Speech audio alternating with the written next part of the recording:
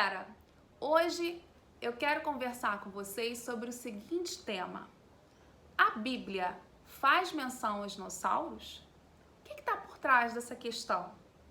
Mas antes, eu queria pedir a vocês para se inscreverem aqui no canal, acionar o sininho, assim vocês vão receber todas as notificações e já aproveita para deixar um like para ajudar aqui o canal.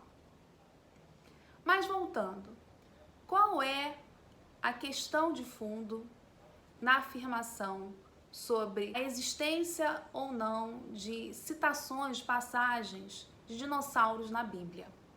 Esse vídeo surgiu a partir de uma matéria que apareceu essa semana sobre uma recente palestra que o químico e inteligente designer Marcos Herbelin proferiu, afirmando que Jó teria vivido com os dinossauros. Eu lembro aqui a vocês que o Herbelin é um dos principais defensores dentro do Brasil hoje da teoria do inteligente design. Ele inclusive proferiu ano passado uma aula de abertura na UFMS, em que ele faz uma clara defesa de suas teses, que foi obviamente bastante criticada aí pela comunidade acadêmica. O fato é que há toda a certeza de que os dinossauros não estão sendo citados na Bíblia. Por mais que você tente atribuir, como a própria passagem de Jó ou outras, é muito difícil você sustentar essa afirmação por dois elementos básicos. O primeiro deles é que, do ponto de vista da literatura, os dinossauros só vão aparecer a partir do século XVII, quando os paleontólogos começam a encontrar os primeiros fósseis. Encontra-se primeiro no século XVII, na Inglaterra, o fêmur de um dinossauro, que até então começa a se criar várias hipóteses do que poderia ser. E no século XIX se bate o martelo da existência dos dinossauros, quando vai se encontrar uma segunda parte desse mesmo fóssil.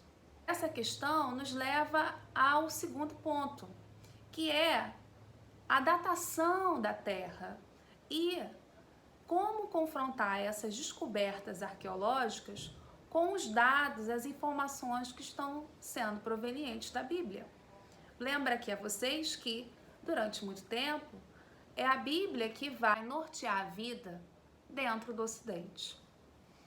E dentro do campo aí da geologia, vão se levantar diferentes hipóteses.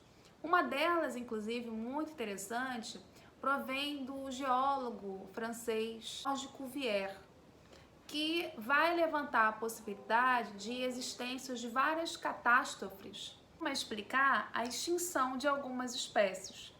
Essa, inclusive, vai ser uma ideia que também vai ser apropriada recentemente, que é o caso da novela Gênesis, da Record, o que seria uma forma, assim, de explicar o silêncio ou as dúvidas, as perguntas que surgem sobre a existência ou não dos dinossauros. Nesse contexto de perca do monopólio da verdade, que vai se formar um conceito chamado inerrância bíblica. Aliás, na entrevista, o Herbelin aciona esse conceito no trecho em que ele diz: Jó viveu com os dinossauros. É heresia o que eu estou dizendo? Mas a ciência comprova isso. A Bíblia é a autoridade máxima, inerrante, absoluta e suficiente. Você não precisa do livro 67, fazendo uma menção aí ao material de Darwin, para entender a criação. E se esse livro contradizer a palavra, fique com a palavra. Então, a fala do Herbelin sistematiza muito bem esse cenário aí se instaurar a partir do movimento iluminista. Ou seja, a igreja e Bíblia perdem o monopólio da verdade, em que a ciência, a razão, dão um embasamento dentro do Ocidente ou seja, tudo precisa ser explicado, não passa mais pelo filtro da crença, e começam a se construir discursos para validar a Bíblia. Aliás, esse também é o mesmo contexto de formação da chamada arqueologia bíblica, momento em que vai se fomentar escavações de forma a comprovar os textos bíblicos. Então, essa é a discussão de fundo quando se faz esse tipo de pergunta: se haveria ou não a existência de dinossauros na Bíblia. É entender que, a partir do século XVIII, XVII, vai se instaurar um forte debate dentro do Ocidente sobre o lugar da Bíblia enquanto discurso de verdade.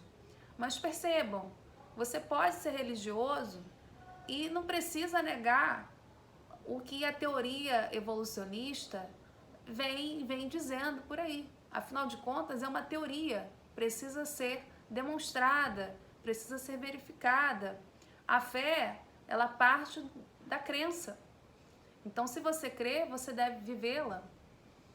Em contrapartida, ideias como essas, discursos como esse do Marcos Eberlin, são bastante complicados na nossa sociedade, que é democrática, uma vez que ela está inserida em pautas fundamentalistas de não respeito à diversidade. Enfim, pessoal, era isso. Espero que vocês tenham gostado. Deixe os seus comentários aqui embaixo e compartilhem com seus amigos.